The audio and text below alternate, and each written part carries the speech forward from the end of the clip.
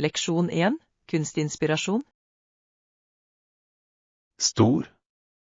Vi kan også se etter nye kunstbøker eller magasiner for inspirasjon. Ja. Jeg elsker å oppdage nye artister og teknikker for å utvide ferdighetene mine. Nøyaktig.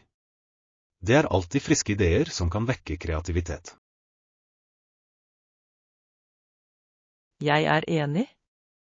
Noen ganger finner jeg inspirasjon på uventede steder. Jeg også. Har du sett noen interessante utstillinger i det siste? Jeg besøkte et lokalt galleri forrige uke som viste frem nye kunstnere. Det høres fantastisk ut. Det er alltid spennende å se nye talenter. Ja. Jeg tror det er så viktig for lokalsamfunnet å støtte lokale artister. Absolutt. La oss lage en liste over steder å utforske for vår inspirasjon. Leksjon 2. Samfunnstjeneste. Andre måter å være en god samfunnsborger på innebærer ofte større innsats. Ja, jeg er enig. Noen mennesker tjener samfunnet sitt ved å være frivillig. Nøyaktig. Enten det er i matbanker eller krisesentre, hjelper hver liten bit. Definitivt. Det er givende å gi tilbake og gjøre en forskjell. Jeg tror det også er verdifullt å delta på opprydningsarrangementer. Det er en god idé. Det bringer mennesker sammen for en felles sak. Ja. I tillegg bidrar det til å fremme en følelse av tilhørighet i samfunnet. Jeg vil gjerne organisere en frivillig dag for oss og vennene våre. Det høres perfekt ut. La oss få det til. Leksjon 3. Korte turer. Noen mennesker foretrekker korte turer for helgeturer. Ja, de kan være forfriskende uten stress med lang reise. Nøyaktig. I tillegg kan du utforske lokale attraksjoner uten mye planlegging. Det er sant. Korte avstander gjør det lettere å nyte spontane eventyr. Og noen ganger brukes busser og biler til veldig lange reiser. Ja. De kan også være komfortable for lange avstander. Foretrekker du bilturer eller fly for lengre reiser? Jeg liker bilturer. De gir mer fleksibilitet og utforskning. Jeg er enig. I tillegg kan reisen være like hyggelig som destinasjon. Leksjon 4. Uteplaner. Jeg håper det forblir slik. Været er perfekt i dag. Jeg også. Jeg har planer for utendørs, og jeg vil nyte det fullt ut. Det høres flott ut. Hva har du i tankene? Jeg tenker på å gå en tur i de nærliggende åsene. Det høres ut som en fantastisk idé. Jeg elsker å være i naturen. Ja. Den friske luften og den vakre utsikten er så forringende. La oss pakke litt snacks og gjøre en dag med det. Absolutt. En piknik vil være et fint tillegg til turen. Jeg gleder meg til å utforske og nyte naturen. Leksjon 5. Teknologiens innvirkning på forretningskommunikasjon. Teknologien har dramatisk endret hvordan virksomheter kommuniserer internt og eksternt. Absolutt. digitale verktøy har gjort kommunikasjon raskere og mer effektiv. Direktemeldingsplattformer forenkler for eksempel sanntidssamarbeid mellom team. Ja, denne umiddelbarheten hjelper deg med å løse problemet raskt og effektivt. I tillegg tillater videokonferanser ansikt-til-ansikt-interaksjoner, selv eksternt. Det er sant, det forbedrer tilkobling og teamarbeid, uavhengig av fysisk avstand. Videre holder bruk av prosjektledelsesprogramvare alle på linje med oppgavene. Nøyaktig, tidlig kommunikasjon angående prosjektfremdrift fremmer ansvarlighet. Til syvende og sist kan det omfavne teknologi i kommunikasjon føre til forbedret produktivitet. Leksjon 6. Alternativer for forbedring. Det er mange muligheter for personlig utvikling og vekst. Ja, definitivt. Det er viktig å fortsette å lære å utvikle seg. Ok, jeg skal ha det i bakhodet. Er det noe mer jeg må vurdere? Jeg tror nettverksbygging også er avgjørende for å åpne nye muligheter. Det er et godt poeng. Å bygge forbindelser kan føre til spennende prospekter. Absolutt. Å engasjere seg med andre innen ditt felt kan gi verdifull innsikt. Jeg vil gjøre det til en prioritet å delta på flere nettverksarrangementer i år. Det høres ut som en fantastisk plan. La oss støtte hverandre i våre mål. Jeg er enig. Sammen kan vi gjøre meningsfulle fremskritt. Leksjon 7. Kulinariske eventyr. Rettene vi prøvde var utrolige, smakene var så levende. Jeg er enig. Var det noen utfordringer under matlagingsopplevelsen? Ja, timingen var vanskelig, spesielt med så mange retter å tilberede. Jeg kan tenke meg. Å administrere flere oppskrifter kan være litt overveldende. Nøyaktig. Men tilfredsstillelsen av et godt tilberedt måltid gjør det verdt det. Absolutt. Jeg elsker følelsen av prestasjon etter å ha laget noe deilig. Jeg også. Det er givende å dele disse måltidene med venner og familie. Definitivt. La oss planlegge matkveld for å prøve ut nye oppskrifter sammen. Det høres ut som en god idé. Jeg gleder meg til å være kreativ på kjøkkenet. Leksjon 8. Korte og lange reiser. Jeg liker å ta korte turer, men noen ganger brukes busser og biler til veldig lange reiser. Det er sant. Korte turer kan være forfriskende og enkle å planlegge. Nøyaktig. De lar deg utforske nye steder uten for mye engasjement. Men lange reiser kan også være et eventyr i seg selv. Absolutt.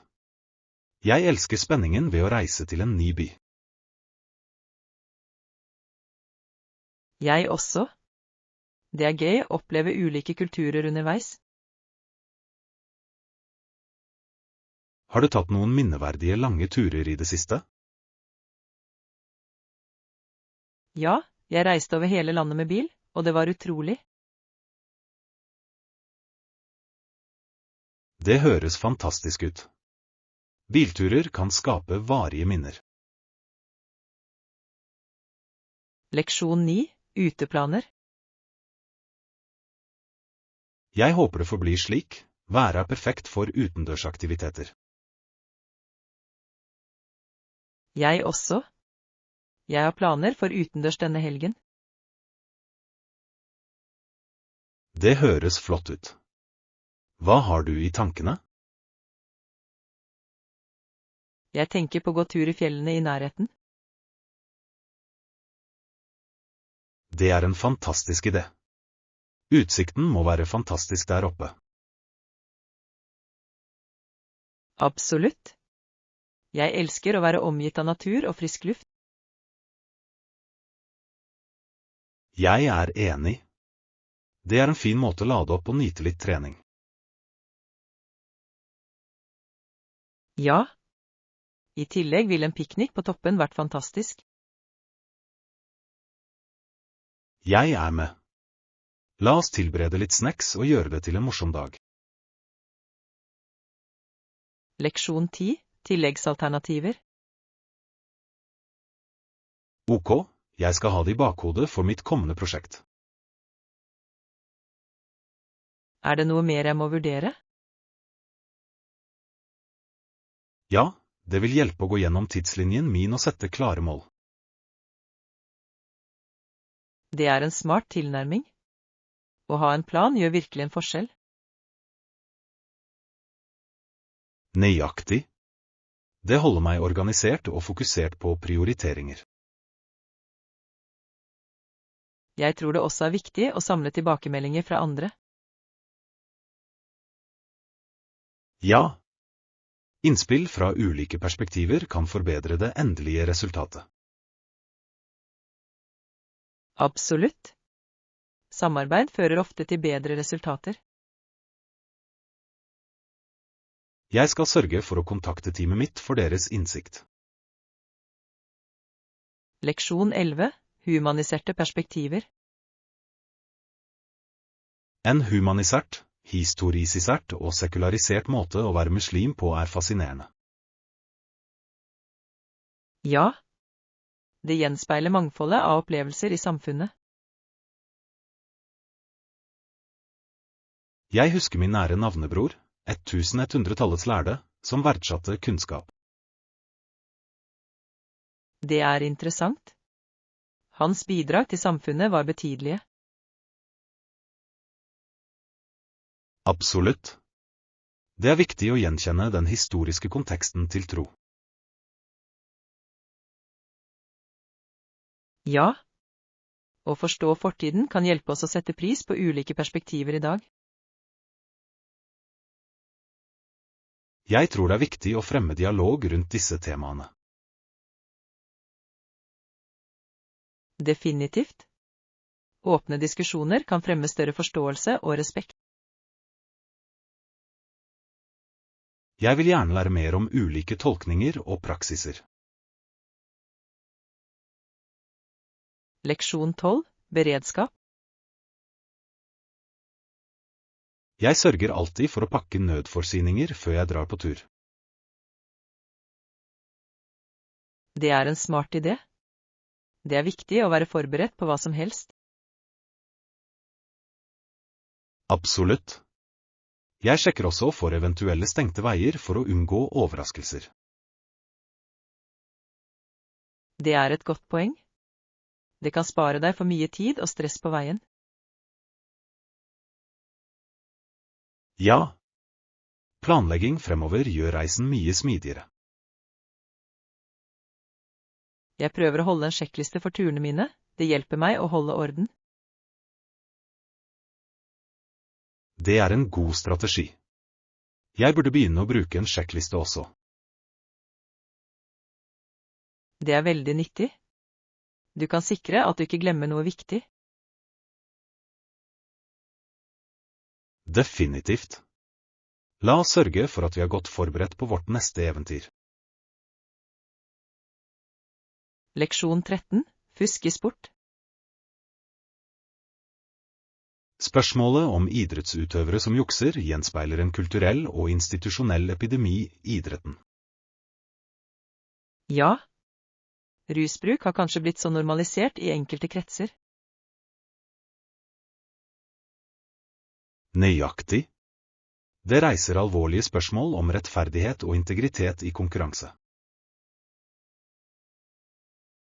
Jeg synes det er nedslående for de som trener hardt og spiller etter reglene. Absolutt.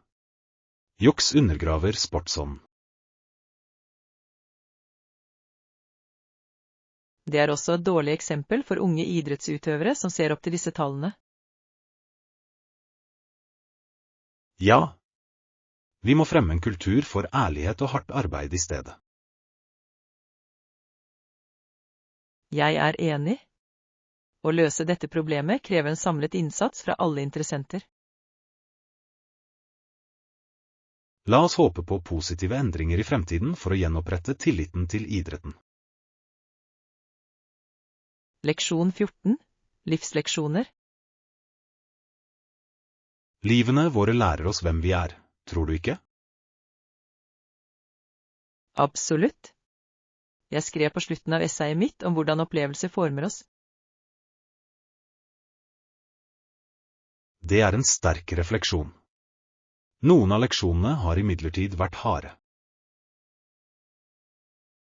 Ja, livet kan være tøft, men disse utfordringene fører ofte til vekst. Jeg er enig. Det er gjennom motgang vi finner vår styrke. Nøyaktig. Hver opplevelse gir dybde til karakteren vår. Det er viktig å omfavne disse leksjonene, selv når de er vanskelige. Ja. De forbereder oss ofte på fremtidige utfordringer. Jeg tror at å dele historiene våre også kan hjelpe andre å lære. Leksjon 15. Dedisert arbeidsområde. Å ha en dedisert arbeidsplass hjemme er avgjørende for produktiviteten. Jeg er enig. Det er med på å skape en profesjonell atmosfære. Nøyaktig. Når jeg setter meg ned for å jobbe, vil jeg føle meg fokusert og motivert. Ja. Et utpekt område kan også minimere distraksjoner. Jeg har lagt merke til at kreativiteten min flyter bedre når jeg er på arbeidsplassen min. Det er sant. Det setter den rette tonen for å få ting gjort. Jeg tror personliggjøring av rommet også kan få det til å føles mer innbydende. Absolutt. Å legge til personlig preg kan inspirere til kreativitet. Jeg vil gjøre en innsats for å holde arbeidsområdet organisert og ryddig. Leksjon 16. Vakkert land. Jeg fant et vakkert stykke land med en dal på den ene siden og en golfbane på den andre. Det høres fantastisk ut. Det må være et flott sted å slappe av og nyte naturen. Absolutt.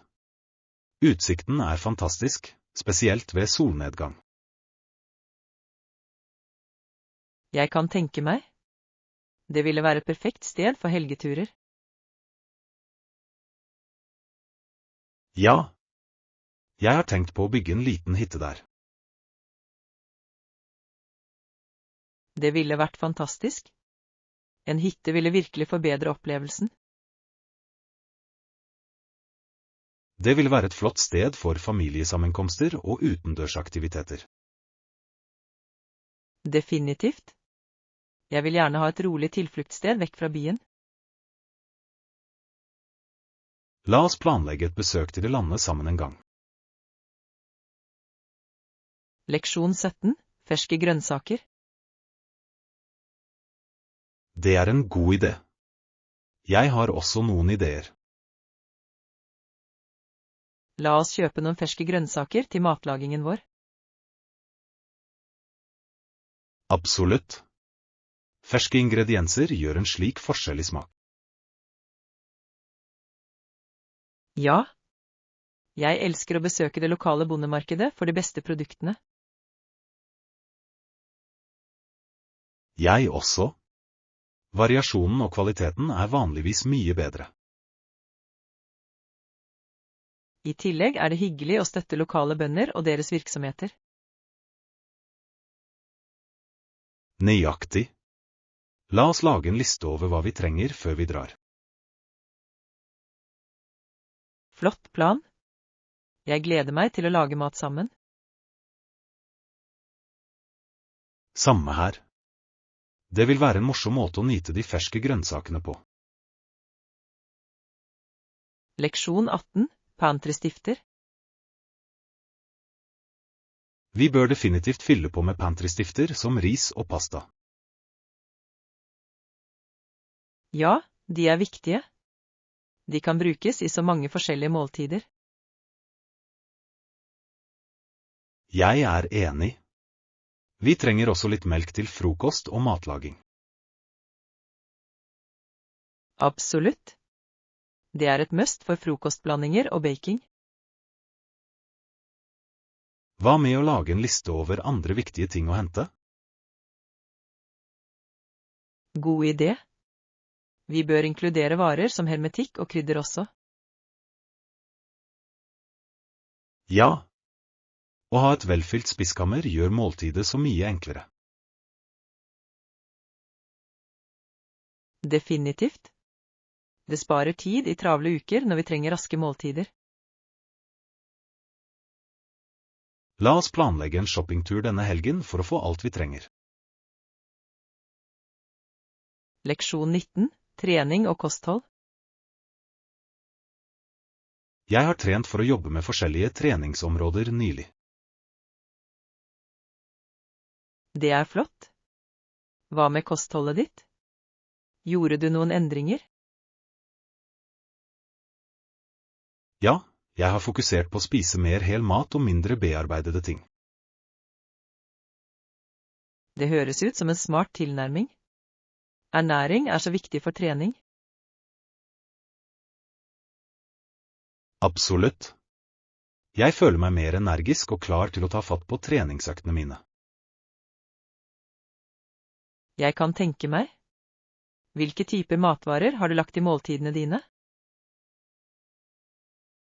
Jeg har spist mer grønnsaker, magre proteiner og fullkorn. Det er et balansert kosthold. Det er viktig for restitusjon og ytelse.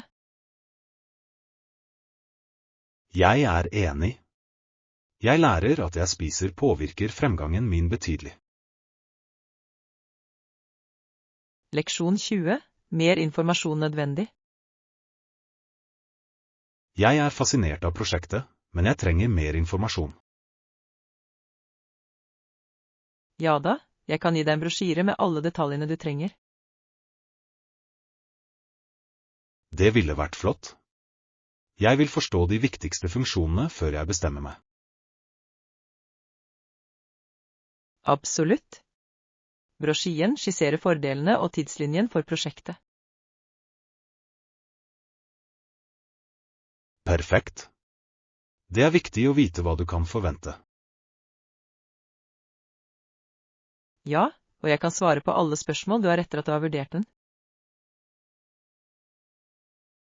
Det setter jeg pris på.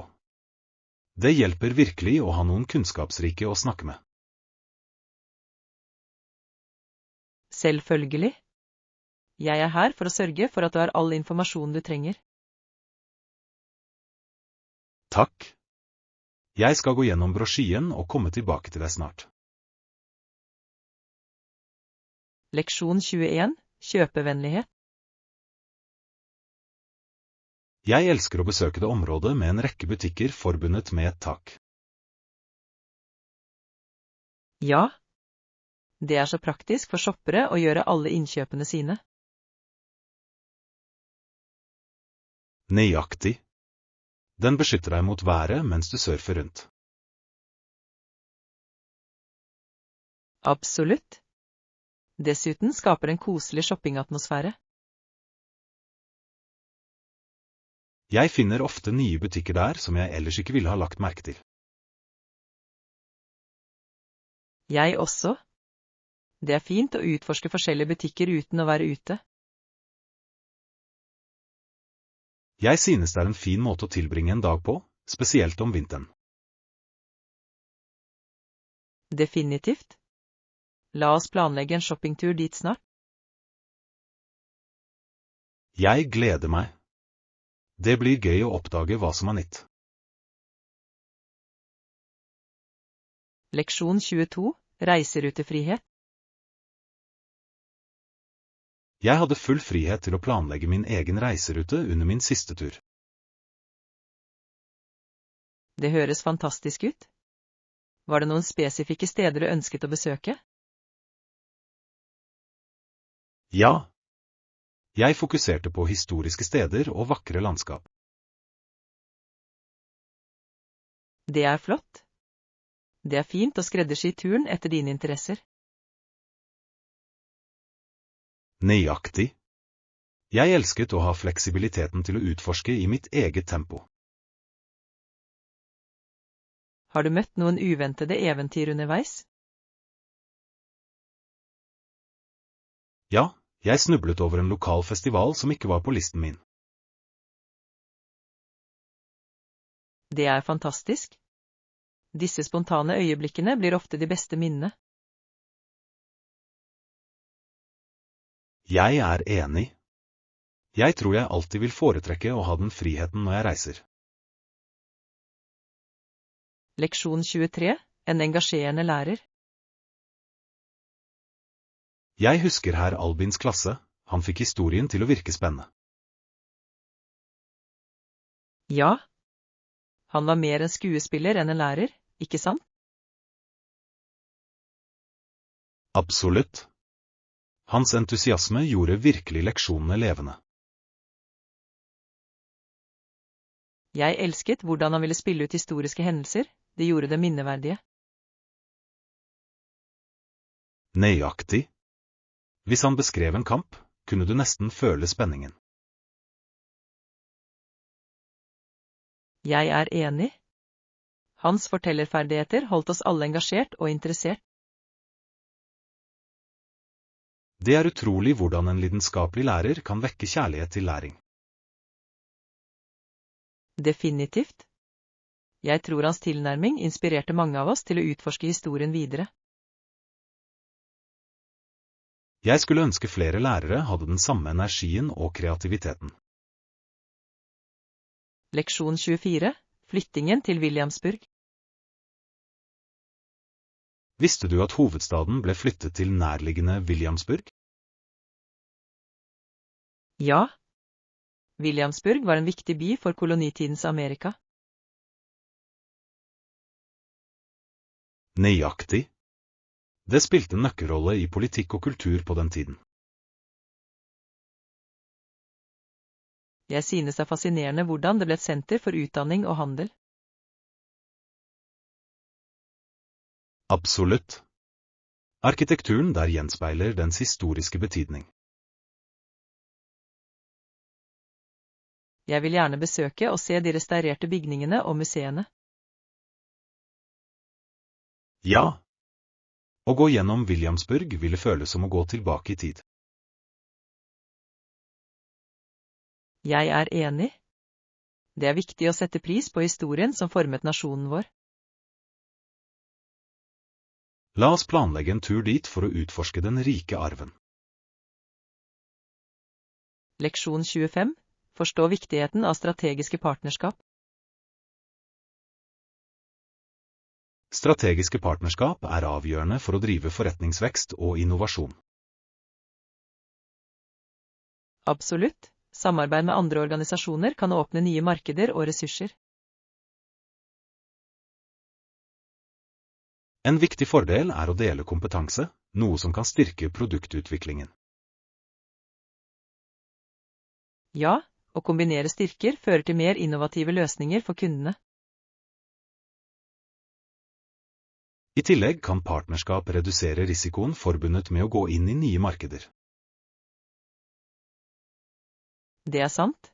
Deling av ressurser kan gjøre utvidelser mer håndterbare og kostnadseffektive. Regelmessig kommunikasjon og tilpassede mål er avgjørende for vellykkede partnerskap. Nettopp det å sikre at begge parter drar nytte av samarbeidet styrker forholdet.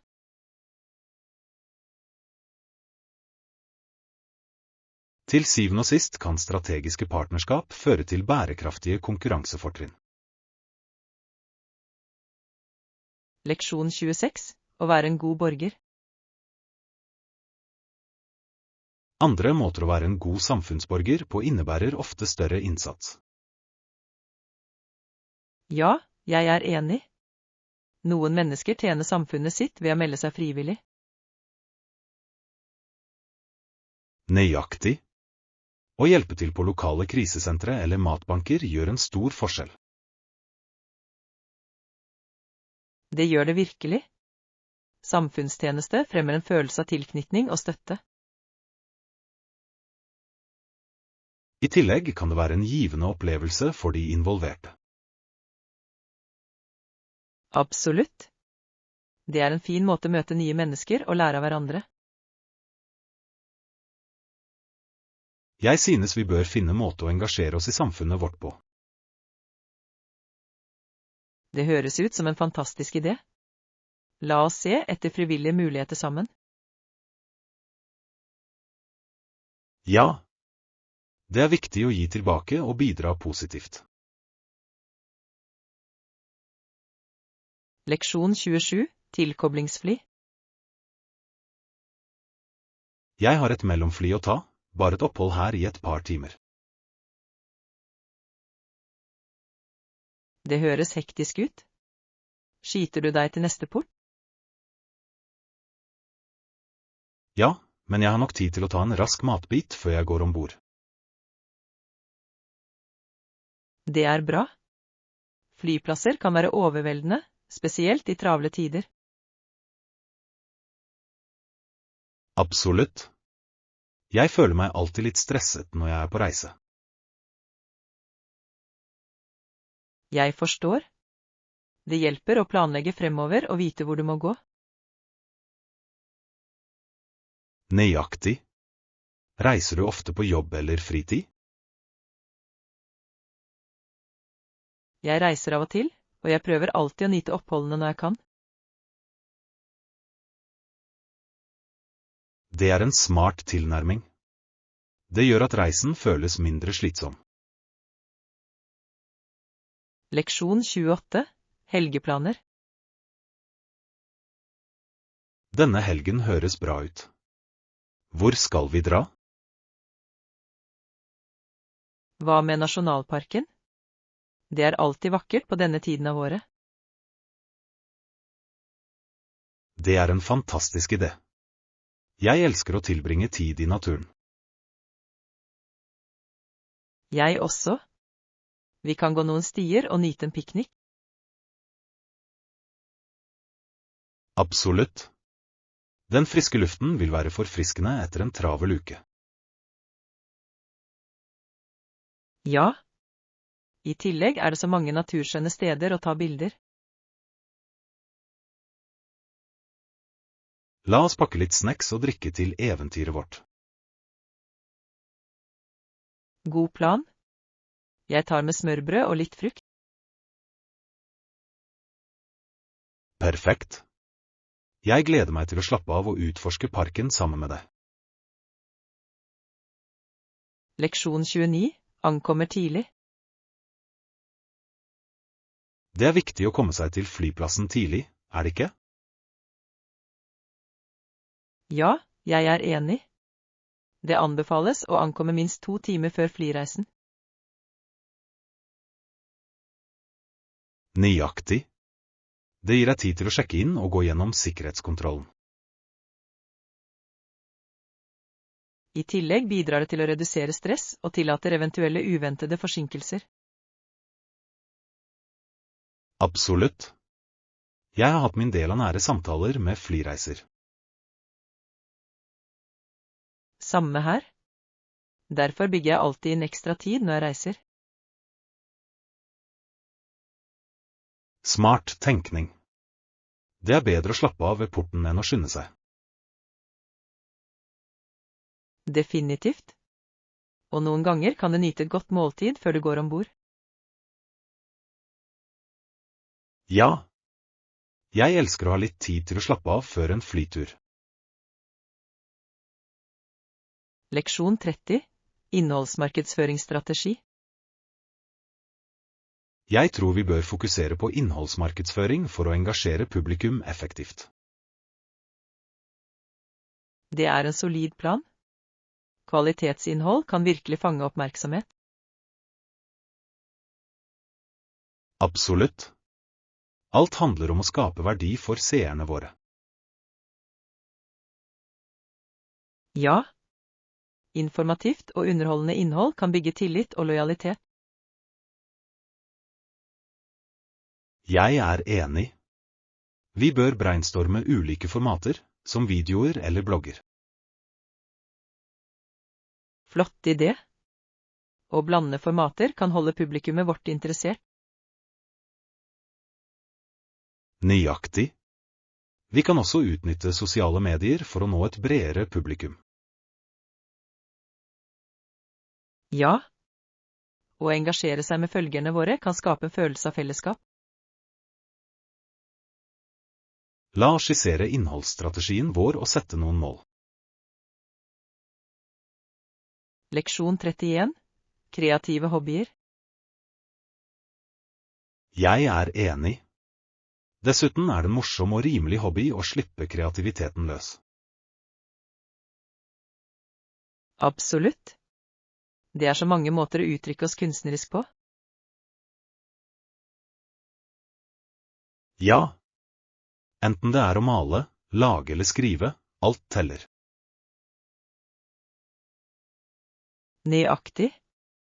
Jeg elsker hvordan kreative hobbyer kan være avslappende også. De hjelper virkelig til å lindre stress og bringe glede inn i livene våre. Jeg synes alle burde ha et kreativt utløp for å utforske. Definitivt. Det oppmuntrer oss til å tenke utenfor boksen. Dessuten er det morsomt å dele kreasjonene våre med venner og familie. Jeg er enig. La oss planlegge en håndverksdag snart for å jobbe med noen prosjekter sammen. Leksjon 32. Festivalsteder. Disse festivalene holdes vanligvis på forskjellige steder hvert år. Ja. Det holder ting spennende og åpner for nye opplevelser. Nøyaktig. Hvert sted har sin unike atmosfære og sjarm. Jeg elsker hvordan festivaler kan vise frem lokal kultur og tradisjoner. Absolutt. Det er en fin måte å lære om ulike samfunn. I tillegg gjør maten, musikken og aktivitetene det alltid minneverdig. Definitivt. Jeg liker å prøve nye retter fra ulike kjøkken på festivaler. Jeg også. Det er som et kulinarisk eventyr på et sted. La oss sjekke tidsplanen for kommende festivaler i vårt område. Leksjon 33. Kulinariske utfordringer. Rettene var utrolig, smakene var bare fantastiske. Det høres deilig ut. Var det noen utfordringer under matlagingen? Ja, det var noen vanskelige øyeblikk, spesielt med timing og temperaturer. Jeg kan tenke meg. Matlaging kan være en ganske balansegang. Nøyaktig. Men det var verdt det når alt kom perfekt sammen. Det er den beste følelsen. Det er tilfredsstillende å se hardt arbeid lønne seg. Absolutt. Jeg lærte mye om smaker og teknikker i løpet av prosessen. Jeg vil gjerne høre mer om matlagingsopplevelsen din en gang.